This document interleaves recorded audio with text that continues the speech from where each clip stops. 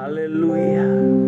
Tuhan, selama-lamanya Engkau kami sembah, selama-lamanya Engkau menjadi pusat penyembahan kami. Kami bersyukur sebab pagi hari ini kami boleh mengalami kekuatan yang baru yang kami dapatkan tatkala kami memuji menyembah Tuhan. Betul, kami tidak ada dalam satu waktu, satu tempat yang sama, tapi kami percaya kami umat-Mu di rumah kami masing-masing ya Tuhan mengalami kekuatan, mengalami sukacita, mengalami terobosan, karena kami tahu Allah yang kami sembah adalah Allah yang bersemayam, Allah yang bertakhta di atas puji-pujian kami umat-Mu. Sehingga dimanapun kami berada ya Tuhan, baik umat Tuhan yang bergabung melalui Facebook, Zoom, Instagram, bahkan TikTok Live, hamba berdoa dalam nama Yesus, kami di rumah kami masing-masing mengalami kuasa Allah, mengalami lawatan Tuhan. Karena kami tahu dalam kami mencari Tuhan, jerilah kami tidak ada yang sia-sia. Tiba saat yang indah bagi masing-masing kami ya Roh Kudus, mendengarkan sebagian daripada firman-Mu. Kami perlu firman Tuhan, kami perlu tuntunan, kami perlu arahan, kami perlu diterangi setiap langkah kami. Kami perlu firman-Mu. Di tengah-tengah dunia yang semakin hari semakin jahat, semakin hari semakin tidak menentu, kami perlu diarahkan, kami perlu dibimbing ya Tuhan. Itu sebabnya kami memohonkan belas kasihan-Mu. Arahkan, terangi jalan-jalan kami, karena firman-Mu adalah kebenaran. Dan kebenaran ini yang akan memerdekakan kehidupan kami.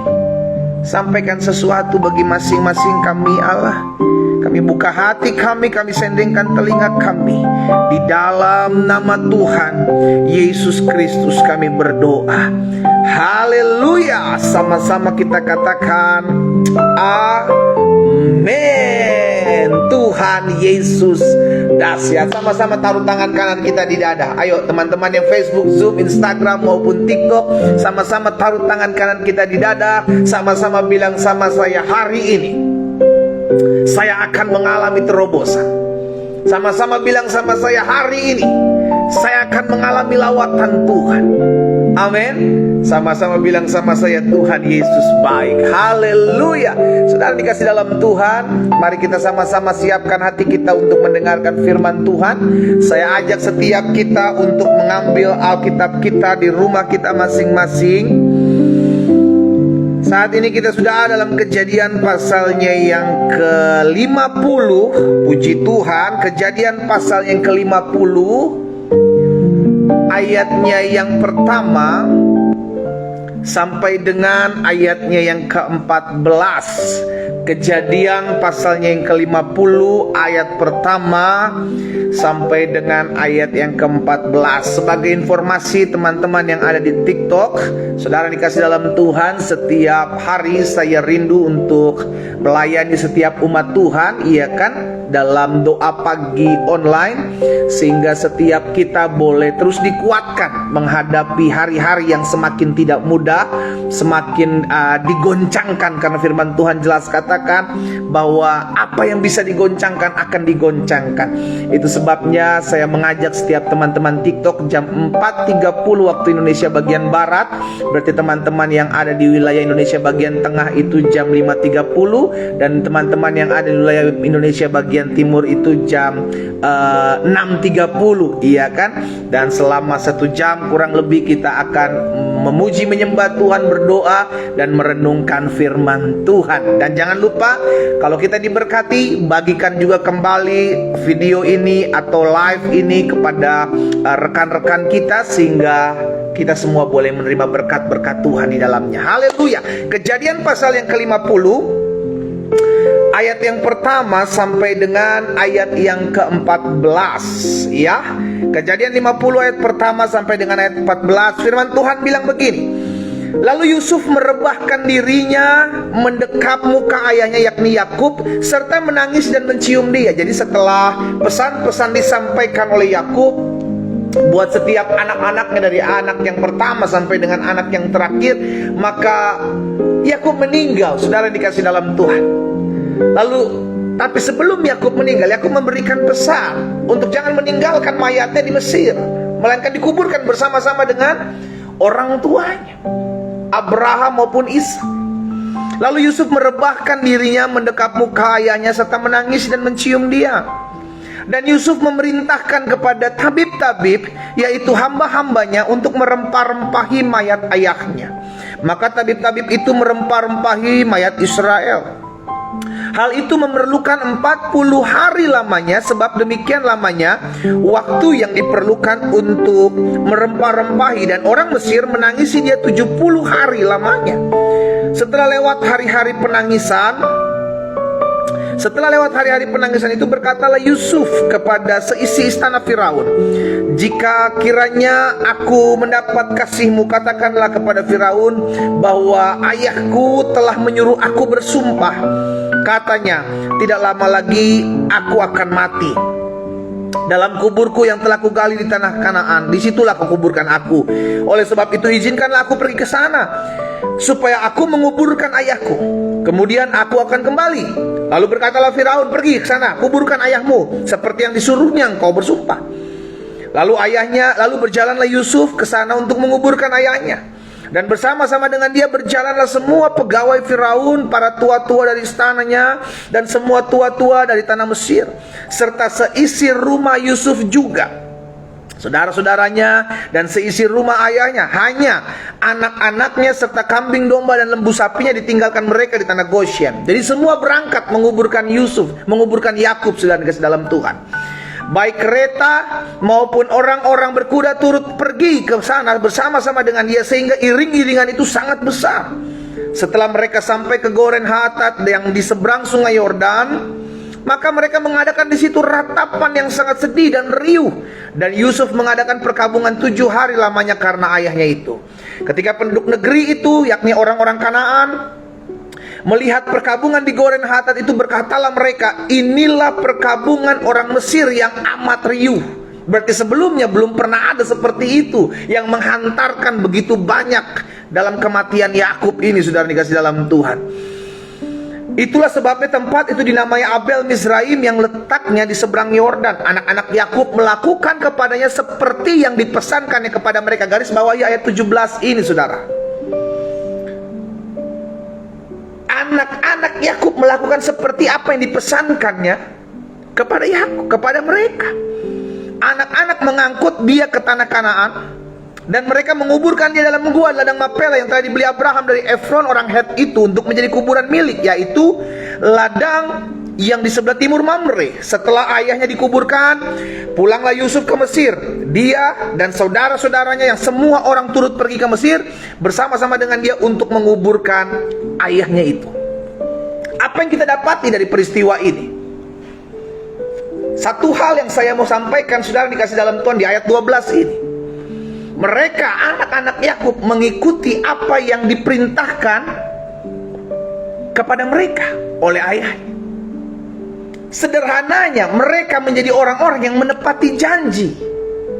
Kenapa menepati janji? Karena mereka berjanji bahwa ketika Yakub mati, Yakub bilang, dan Yakub memesankan, "Aku gak mau dikubur di Mesir. Biarkan aku dikubur bersama-sama dengan Ishak, bersama-sama dengan Abraham. Karena di sana juga istriku dikubur." Sehingga akhirnya baik Yusuf maupun kakak-kakaknya, saudara-saudaranya, mengikuti dan melakukan apa yang sudah dia janjikan kepada ayahnya Yakub, yaitu membawa Yakub yang sudah mati dikubur di tanah Mapel. Saudara dikasih dalam Tuhan, kita harus sadar, kita harus mengerti, kita harus menyadari hal ini, bahwa sebagai anak-anak Tuhan, kita harus belajar untuk bisa menepati janji. Sama-sama bilang sama saya harus belajar bisa menepati janji. Mungkin saudara bilang, "Tapi saya susah, kalau udah berjanji susah ditepati." Jangan berjanji. Jangan sembarangan berjanji. Makanya Alkitab bilang begini, saudara ya. Nehemia pasal 5 ayat 13. Coba saudara lihat. Nehemia pasal 5 ayat 13 bilang begini. "Juga," kata Nehemia, "ku kebas lipatan bajuku sambil berkata, demikianlah setiap orang yang tidak menepati janji, ia akan dikebas Allah dari rumahnya dan dari hasil jeripayahnya." Jadi orang, anak-anak Tuhan yang dituntut adalah apa? Bisa dipercaya. Iya kan? Bisa dipercaya, saudara. Jadi orang-orang atau hamba-hamba Tuhan, anak-anak Tuhan yang bisa dipegang mulutnya, bisa dipegang omongannya. Itu yang dikatakan Nehemia. Seorang yang tidak menepati janji, kiranya Allah mengebaskan mereka. Sama-sama taruh tangan kanan kita di dada. Sama-sama bilang sama saya harus bisa dipercaya. Sama-sama bilang sama saya harus bisa dipercaya. Amin. Kita harus jadi orang-orang yang bisa dipercaya.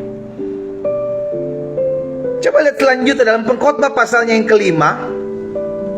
Pengkhotbah pasal yang kelima ayat 3 dan ayat 4. Pengkhotbah pasal yang kelima ayat 3 dan ayat yang keempat.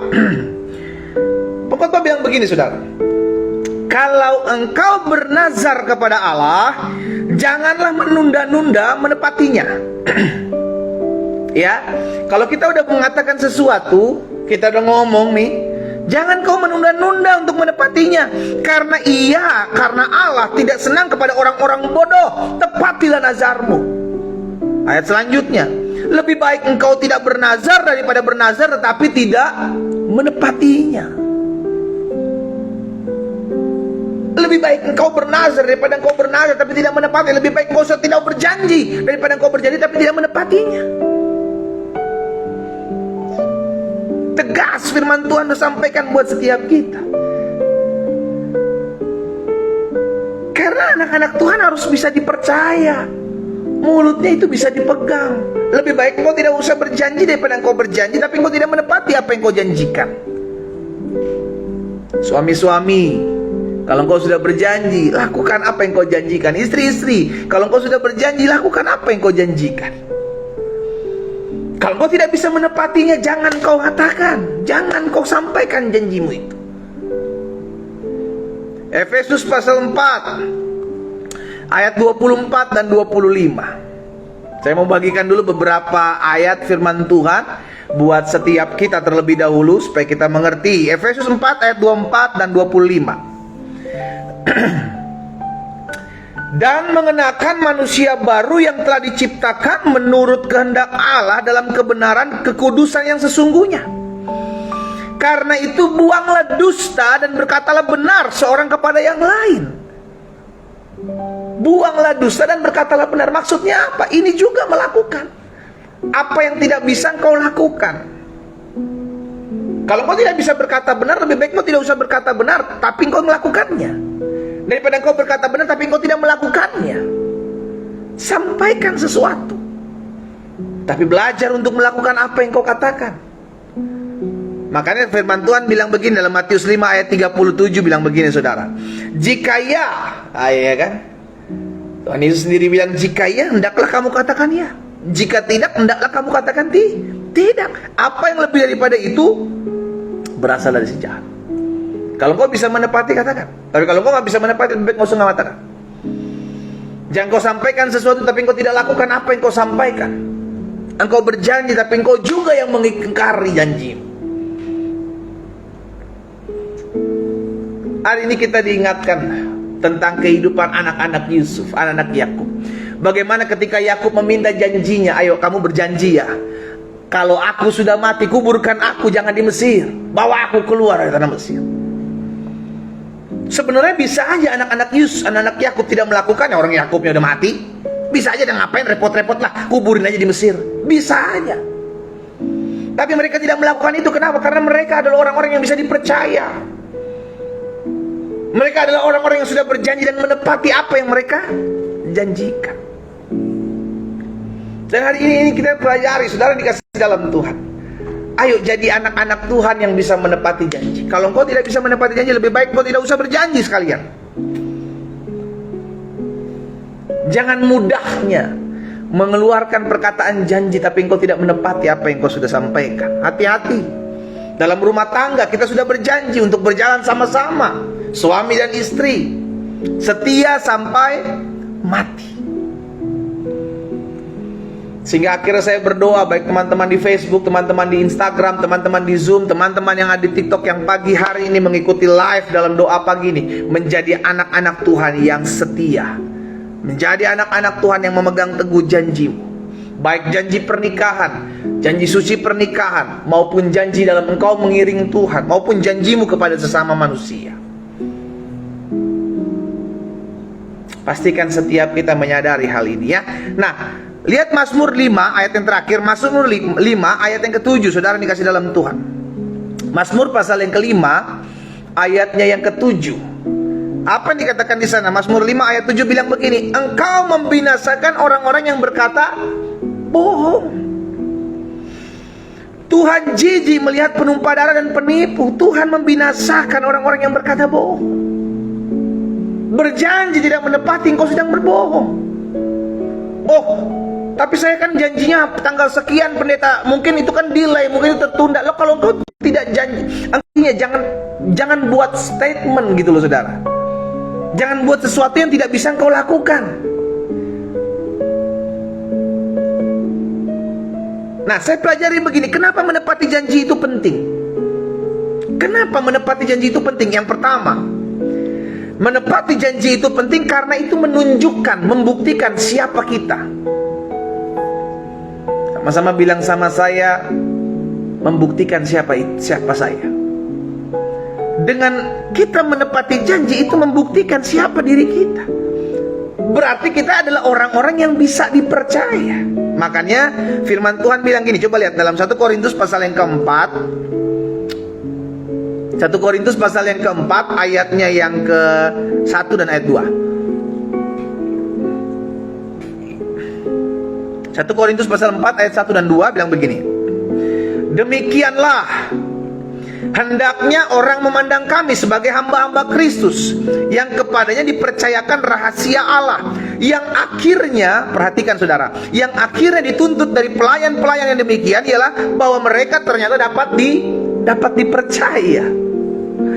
Jadi Alkitab sudah mengajarkan kepada kita jadi orang-orang Kristen yang bisa dipercaya, yang omongannya bisa dipegang.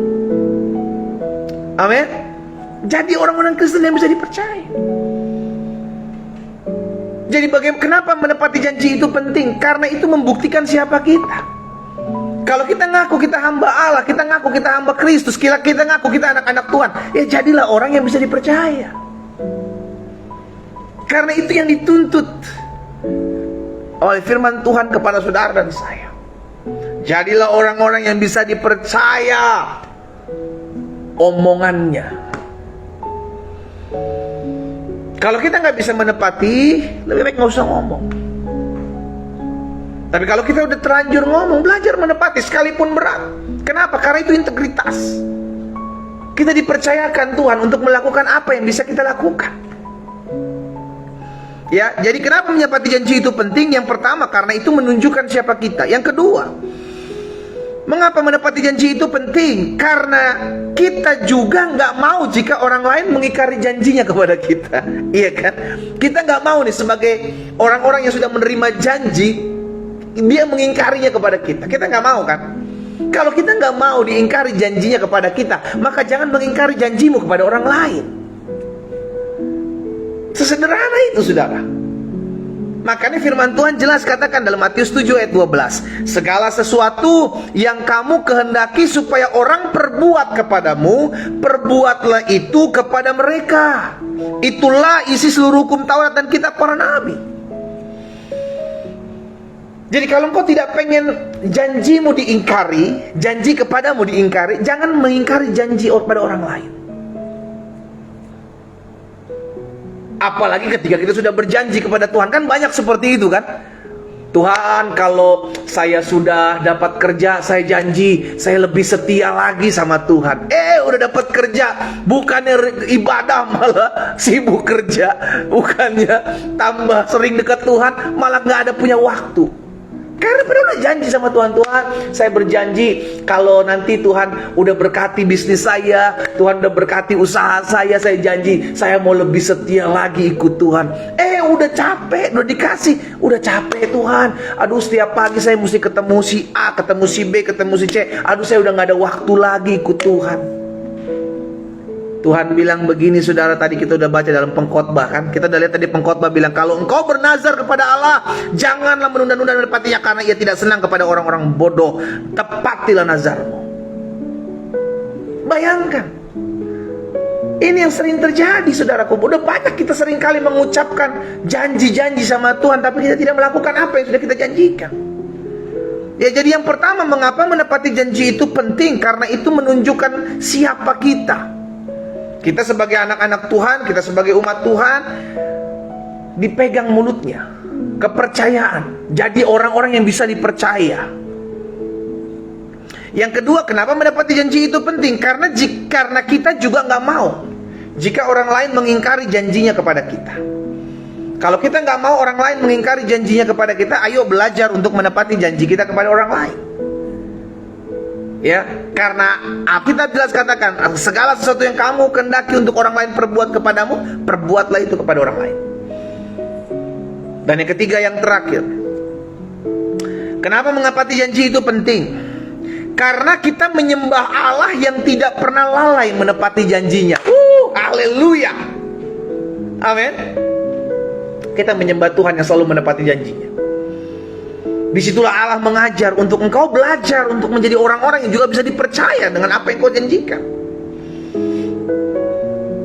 Makanya firman Tuhan bilang kan dalam Yesaya 55 ayat 11. Yesaya pasal 55 ayat 11 bilang begini, saudara. Demikianlah firmanku yang keluar dari mulutku, ia tidak akan kembali kepadaku dengan sia-sia, tetapi ia akan melaksanakan apa yang kau kehendaki dan berhasil dalam apa yang kusuruhkan kepadanya. Maksudnya apa? Berarti apa yang keluar dari mulutnya Allah pasti akan digenapi. Apa yang Tuhan sudah janjikan pasti akan terjadi. Itu sebabnya poin ketiga, kenapa menepati janji itu penting. Karena kita menyembah Allah yang tidak pernah lalai menepati janjinya. Disitulah Tuhan mengajarkan kepada saudara dan saya, ayo kalau kau sudah bernazar, ayo kalau kau sudah berjanji, lakukan apa yang kau janjikan, lakukan apa yang kau nazarkan. Hari ini saya mengajak setiap anak-anak Tuhan yang sudah pernah bernazar, menyampaikan janji kepada Tuhan, ayo lakukan apa yang kau sudah nazarkan, lakukan apa yang sudah engkau janjikan kepada Tuhan. Ingat apa yang sudah pernah kau perkatakan di hadapan Tuhan.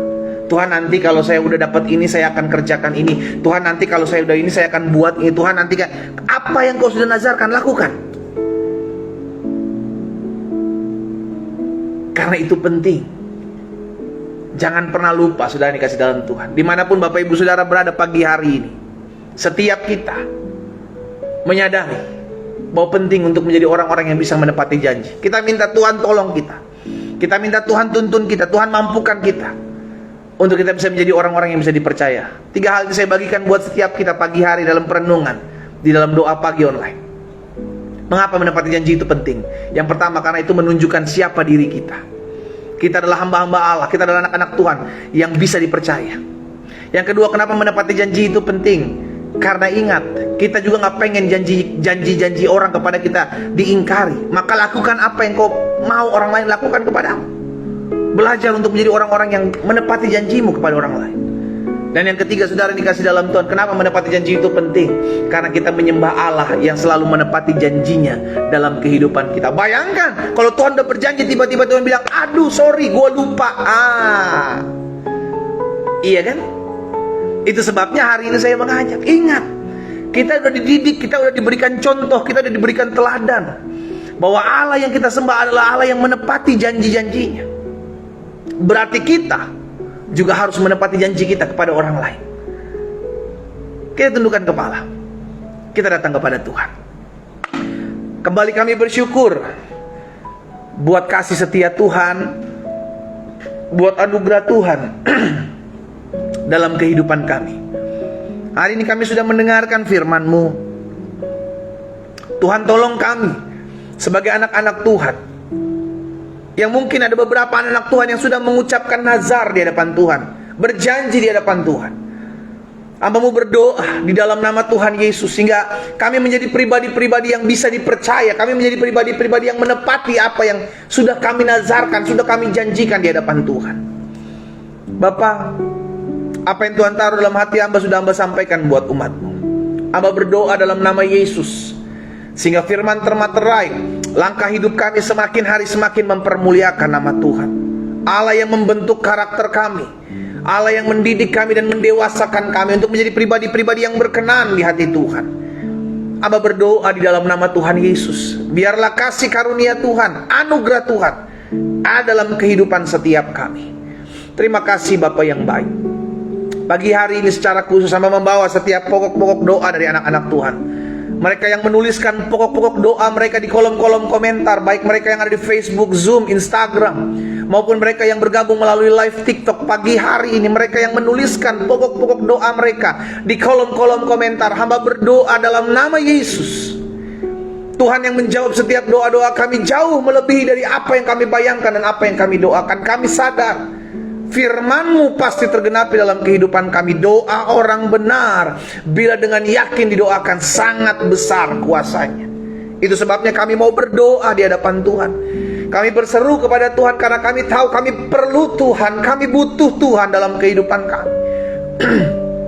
Di tengah-tengah dunia yang semakin hari semakin tidak jelas, semakin hari semakin jahat, kami perlu pewahyuan, kami perlu tuntunan, kami perlu hikmat Tuhan, sehingga kami tidak menjadi sama dengan orang-orang dunia, melainkan kami hidup mempermuliakan nama Tuhan. Bapa, Amba berdoa buat umat-Mu masing-masing, di rumah mereka masing-masing.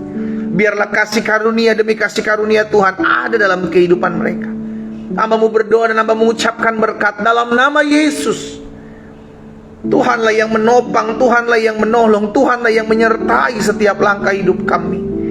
Itu sebabnya pagi hari ini kami bersatu hati di rumah kami masing-masing berdoa, mengucapkan berkat di dalam nama Yesus. Di sepanjang hari ini kami hidup mempermuliakan nama Tuhan. Di sepanjang hari ini kami hidup jadi berkat bagi orang lain. Dan di sepanjang hari ini biarlah apa yang sudah kami janjikan, kami dimampukan untuk menjadi orang-orang yang bisa menepati janji kami. Amba juga berdoa buat setiap mereka yang sakit. Amba percaya firman-Mu digenapi dalam kehidupan kami. Disampaikan firman, disembuhkan setiap mereka yang sakit hari ini. Jika kau sedang mengalami kelemahan tubuh, taruh tangan kananmu di bagian tubuhmu yang sakit. Tanamkan dalam imanmu, bilur-bilurmu, Yesus Kristus menyembuhkan setiap kami hari ini. Kami meletakkan tangan kanan kami di bagian kami, tubuh kami yang sakit. Kami perkatakan dalam nama Yesus, kami percaya tanda-tanda ini menyertai orang percaya. Ia akan tumpangkan tangan atas orang sakit, dan orang sakit itu menjadi sembuh. Kami perkatakan demi nama Yesus, hai sakit penyakit, hai campur tangan kuasa kegelapan, kau tidak punya hak atas orang percaya. Tubuh kami telah dibeli dengan darah yang mahal di atas kayu salib. Yesus berkata, sudah selesai. Dalam nama Yesus kami terima kesembuhan, kami terima mujizat, kami terima kuasa, kami terima lawatan Allah di dalam nama Yesus. Bapak terima kasih. Amba juga berdoa buat setiap rumah tangga dari anak Tuhan. Tuhan jaga, Tuhan pegang, sehingga setiap rumah tangga mereka tetap ada dalam anugerah dan keberkatan Tuhan. Suami-suami mengasihi mencintai istri, istri-istri mengasihi mencintai suami, menghormati suami. Bahkan Amba berdoa Tuhan yang memberkati setiap rumah tangga. Kalau ada rumah tangga yang hari-hari sedang digoncang masalah, Hamba berdoa dalam nama Yesus, biarlah Tuhan sendiri yang memberkati rumah tangga tersebut. Dipegang Tuhan, dijaga Tuhan, ditolong Tuhan, sehingga dipulihkan Tuhan rumah tangga yang retak dalam nama Yesus.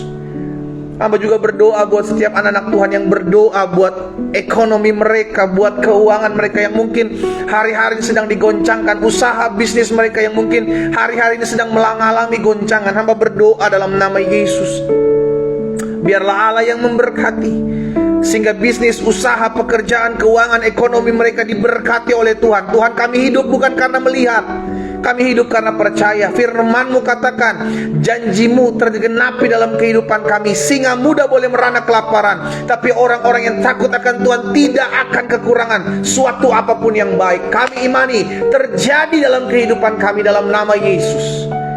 Bahkan Amba berdoa ya Tuhan, menyerahkan setiap anak-anak Tuhan ke dalam tangan Tuhan. Mereka yang hari-hari ini berdoa untuk mencari pekerjaan, Tuhan buka jalan dalam nama Yesus, sehingga mereka bertemu dengan lapangan pekerjaan yang diberkati dalam keberkatan Tuhan, dipertemukan dengan cara-cara Tuhan yang ajaib. Bahkan Amba juga berdoa buat mereka, orang-orang muda yang pagi hari ini bergabung dalam doa pagi online. Allah memberkati, sehingga orang-orang muda ini ketika mereka berdoa, oh Tuhan, ada lawatan, ada jamaah, ada kuasa Tuhan terjadi atas generasi muda pada zaman ini. Kami berdoa di dalam nama Yesus, Allah memberkati Kalau ada orang-orang muda yang pagi hari ini berdoa untuk mendapatkan pasangan hidup, hamba-Mu berdoa mengucapkan berkat dalam nama Yesus. Tuhan yang mempertemukan mereka dengan pasangan hidup yang takut akan Tuhan, mengasihi Tuhan, mencintai Tuhan, bahkan mengasihi dan menghargai hidup mereka. Terima kasih Bapa yang baik. Hamba-Mu juga berdoa ya Tuhan, tak lupa menyerahkan setiap rumah tangga dari anak-anak Tuhan yang mungkin pagi hari ini berdoa. Ada suami-suami, ada istri-istri yang bersama-sama berdoa pagi hari ini, bergandengan tangan saudaraku. Engkau yang memiliki kerinduan untuk mendapatkan keturunan hari ini, hamba berdoa dalam nama Yesus. Jika itu adalah dirimu, taruh tangan kananmu di dada. Hamba berdoa mengucapkan berkat dalam nama Yesus. Tuhan memberkati, sehingga dibukakan kandungan para istri di dalam nama Tuhan Yesus. Diberkati kesehatan reproduksi mereka di dalam nama Yesus. Diberkati oleh keturunan-keturunan ilahi atas hidup mereka dalam nama Yesus. Terjadi atas hidup mereka. Terima kasih Bapa. Hamba menyerahkan umat-Mu satu persatu. Pada akhirnya kami terus mendoakan jiwa-jiwa yang terhilang. Mungkin mereka adalah keluarga kami, sahabat, rekan kami. Kami mau sebutkan nama mereka di hadapan Tuhan. Mereka yang hari-hari ini sedang terhilang, mereka yang sudah jauh dari Tuhan, atau mereka yang belum pernah mengenal Yesus. Kami bawa mereka dalam doa, bersatu hati bersama-sama. Di rumah umat-Mu masing-masing kami naikkan nama-nama ini ya Tuhan. Kami percaya, bagian kami bersaksi, bagian kami menginjil, tapi kami tahu Tuhan yang sanggup mengerahkan, mengubahkan hati sesama kami. Itu sebabnya kami doa dalam nama Yesus. Tuhan yang menggetarkan hati mereka untuk mereka datang kepada Tuhan, memuji dan menyembah Tuhan Yesus. Terima kasih Bapa. Pada akhirnya pagi hari ini kami berdoa, menyerahkan kota di mana kami tinggal. Oh, kota kami di mana kami tinggal masing-masing, kami ucapkan berkat. Diberkatilah kota tempat tinggal kami, diberkatilah dengan damai sejahtera, diberkatilah dengan perlindungan Tuhan, diberkatilah dijauhkan dari setiap bencana alam mara bahaya dalam nama Yesus. Bahkan kami umat-Mu dapat beribadah di kota kami masing-masing dengan tidak dihalangi oleh apapun, dengan sukacita dan damai sejahtera. Kami doa pemimpin-pemimpin pemerintahan yang ada di kota diberkati dengan takut akan Tuhan di dalam nama Yesus. Terima kasih Bapa yang baik. Kami percaya hari ini adalah hari di mana kami mengalami perjumpaan dengan Tuhan Yesus. Kami semua di rumah kami masing-masing, kami semua mengalami kasih dan kuasa Tuhan. Terima kasih Bapa. Pada akhirnya kami berdoa buat bangsa kami Indonesia, ada dalam tangan Tuhan. Indonesia diberkati Tuhan. Sepakat di rumah kami masing-masing kami ucapkan berkat di dalam nama Yesus. Indonesia diberkati Tuhan. Indonesia perekonomian yang bangkit, pulih, baik dalam nama Tuhan Yesus kami perkatakan. Bahkan kalau ada kutuk-kutuk yang dilemparkan atas bangsa kami berkenaan tahun 2023, kami mematahkan setiap kutuk-kutuk yang diucapkan atas bangsa kami. Kami tolak dalam nama Yesus. Kami perkatakan 2023 penuh dengan kemuliaan Tuhan. Ekonomi Indonesia diberkati Tuhan. Ekonomi Indonesia bangkit pulih dalam nama Yesus. Kami doa ya Tuhan, pemimpin-pemimpin bangsa, Bapak Presiden, Wakil Presiden, jajaran menteri yang ada, pemerintahan yang di pusat maupun di daerah. Kami berdoa buat Kapolri, Panglima TNI beserta jajaran mereka. Kami serahkan ke dalam tangan Tuhan. Kami berdoa sebab kami percaya mujizat masih terjadi sampai hari ini. Kami berdoa sebab kami tahu tangan Tuhan tidak pernah melepaskan hidup kami. Dan kami berdoa, kami percaya doa kami sudah didengar oleh Tuhan. Itu sebabnya pagi hari ini kami mengangkat doa kami kepada Tuhan. Kami bawa setiap pergumulan kami bawa setiap masalah kami. Kami sadar Tuhan, kami perlu Tuhan dalam hidup kami. Tuhanlah yang menguatkan kami, memampukan kami untuk tetap terus berdiri tegak menghadapi badai hidup. Terima kasih buat pagi hari ini Tuhan. Ajar kami untuk menjadi anak-anak Tuhan yang bisa dipercaya. Ajar kami untuk menjadi anak Tuhan yang bisa menepati janji-janji kami. Hamba-Mu berdoa mengucapkan berkat dimanapun umat Tuhan berada.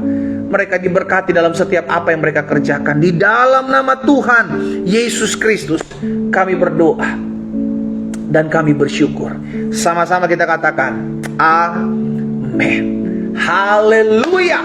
Saudara dikasih dalam Tuhan, pastikan setiap kita menjadi anak-anak Tuhan yang bisa dipercaya minimal dari mulut kita. Apa yang sudah kita ucapkan, belajar untuk melakukannya ya. Saudara dikasih dalam Tuhan, kita kembali ketemu besok jam 4.30 waktu Indonesia bagian Barat, 5.30 waktu Indonesia bagian Tengah, 6.30 waktu Indonesia bagian Timur. Bagikan kembali ibadah doa pagi ini Sehingga ada banyak umat Tuhan terus dikuatkan, karena kita percaya perjumpaan dengan Tuhan sekalipun melalui sosial media akan membawa terobosan dalam kehidupan setiap kita. Doa saya menyertai setiap kita semua. Selamat pagi, selamat beraktivitas, Tuhan Yesus memberkati. Shalom.